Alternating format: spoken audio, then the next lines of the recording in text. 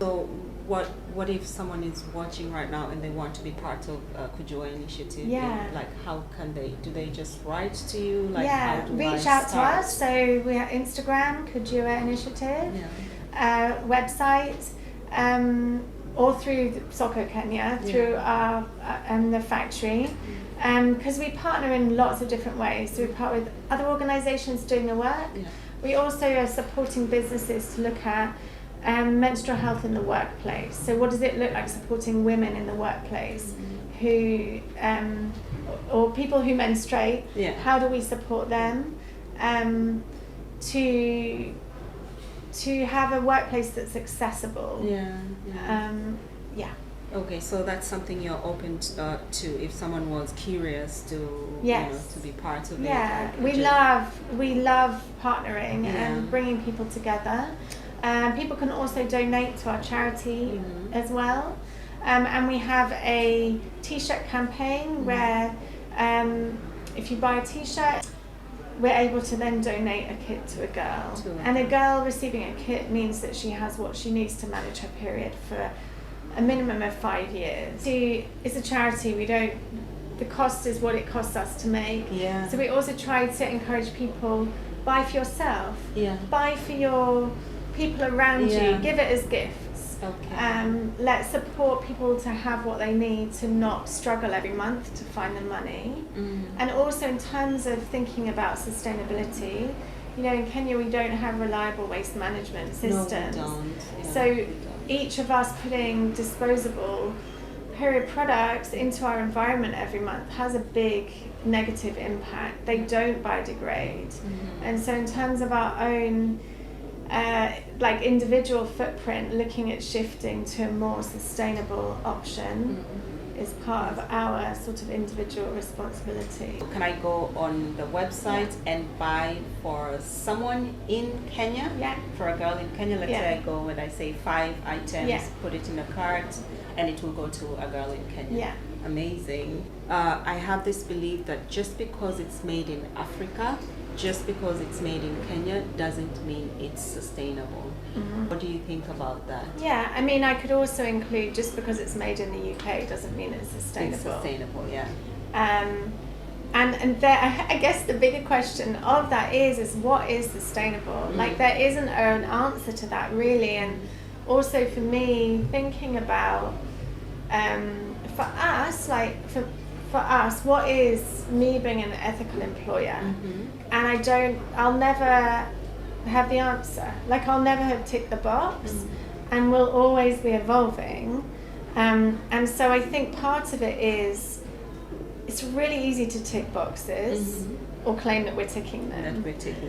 But actually it's about a brand's or a manufacturer's values. And I think as a consumer, so maybe thinking about you as a consumer, what are your values? And unfortunately right now, it's not easy as a consumer to be like, okay, they're good. And what is good? So it's really, I guess, kind of digging below the layer of, so a brand says they're sustainable, what do they mean by that, and what evidence have they got to prove that to me? Because in Kenya, we know there's such a desperation for work that you can really pay someone anything and they'll make it for you. And so I think it's really about intent. What's the brand's intent, and how do you know that they're constantly trying to improve and offer more? And that's the same for us, is that what does that look like? And so our pension scheme, for example, which we implemented in 2023, was me thinking, we are paying a living wage, we're doing all of these additional things, but still the reality is that for every employee I have here, they've always got someone in their ear that needs financial support. Their brother loses their job, they start paying for their brother's children to go through school. And even if you're really, manage your money very well, you most likely don't have much left at the end of the month. So someone who's worked for me for 15 years, which is how long we've been going. Let's say they choose to retire. We've got a few older people, and they get their state pension, hopefully. That's not enough. And so that person is then finding themselves back in poverty, and then they're the person reaching out to their employed younger brother to support them. Which is common here. And so actually, as an ethical employer, for me, I realized that our responsibility was the life of a person. If they've spent 15 years working for us, let's support them when they're not here. And so last year we spent the year looking at, can we backdate everyone's pension to the date that they started? It makes me feel emotional, which we did. And sorry, it's one of the things I'm most proud of. Yeah. Because it means that when someone leaves, they have extra. They have a small pot to support them, and now we do that every month. For however long the company is able to, we'll do it every month. Yeah. And it's earning interest, and it's safe, and when they retire, they're able to access that, and their family are able to be supported.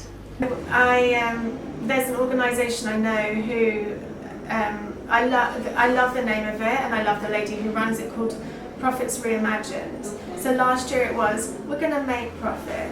We know that this for last year. Can we reimagine our profit and look at a different way to manage our profit? And let's put it back into the team. And it's, in kind of business sense, it's a tax-free way to give people money.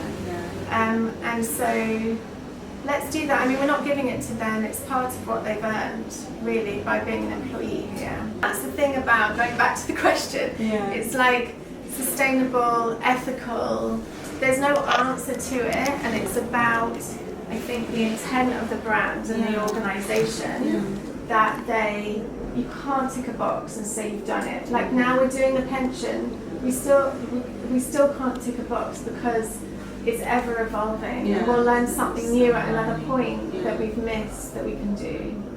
I remember having an interesting chat with an ethical brand in France, and what I asked him about mass production, and he told me he says no to any brand that pushes him to produce more than a certain number. Is there something you have you've experienced, or is it something you're sure about?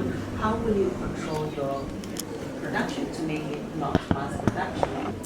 I think again it goes back to the values of the brands that we work with, and I think internationally anyway there's a push for legislation around brands not having to manage their excess. Because this is, we talked about before we were on camera about how, you learn forever in this sort of, like as you go deeper and move around in this space of the fashion industry through a different lens. And what none of us knew really was that brands were burning clothes that they didn't sell. And it's like, how did we not know this? And now we know this. And so, I think that there's an external pressure for brands to stop doing that. But the brands that we work with are smaller brands where it doesn't make sense for them to overproduce, because ultimately it's about business for everyone, and so they're losing money if they're holding a load of stock. So for the brands that we work with, I know that they're very conscious of that, and so overproduction's a complicated one, because then it goes back to our clients over-consuming. Do we have too many clothes in our wardrobe? Yes, we all do. So it's supply and demand, and so there's an education on both sides, a learning on both sides that we need to, as consumers ourselves, like I love my wardrobe, it's full, I love it, but there's always space for one more. And how do we as consumers buy consciously? How do we consider buying secondhand. Like I love the Matumba secondhand markets in Kenya, and again, how can we buy consciously? And in the global north, there's the whole rental option, which is amazing to get that buzz of a new garment without it gathering dust in your wardrobe. Textile waste. Mm-hmm.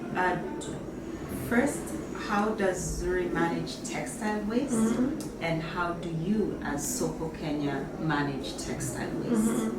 So, for those who don't know, Zuri is an American brand who sort of are influenced by Kenyan or African prints, aren't they? Who is one of our main clients, who we love and are so proud of working with, and who are kind of really partnered with us from both the business and the charity side. So for them, they for every time someone buys a dress, they get a free tote bag, and the bags are made with offcuts from the cutting. So every bag's different, it's all patchwork, and they're also adding that into garments as well. So some patchwork shirts. So for Zuri, that's how it's managed. So there's very, very little waste. And for other brands and the factory in general, we use it in a number of ways. One is it goes to Kua Initiative team for our pads. Also Stitching Academy, which I haven't mentioned, which is our sewing training school, which is part of the charity. So we train up to 90 students a year. It's a 4-month course, and it gives people who they can come with no skills and no education, as long as they've got an ID, the skills they need to get a job in a clothing factory or start their own small tailoring business. So our offcuts here are great practice for the team. Also, we do everything we can to really use fabric efficiently. So we have a software system that lays out our patterns to be the most efficient layout plan that they can be, and then the balance goes to the community, so for filling cushions and bits and bobs. So I'm a brand owner, or maybe I don't have a brand at all, I'm watching this, and I would like you to be my supplier. Does it matter where I am? And could you kindly explain to us the process? How do I approach you? How does it start? Are you going to almost like interview me to see if you can work with me? Social media, or through our website. And then we have a questionnaire that we ask brands about. So we tend to mostly work with brands who have been established for a few years. Because we recommend that kind of more startup brands work with a smaller facility, a more sampling facility.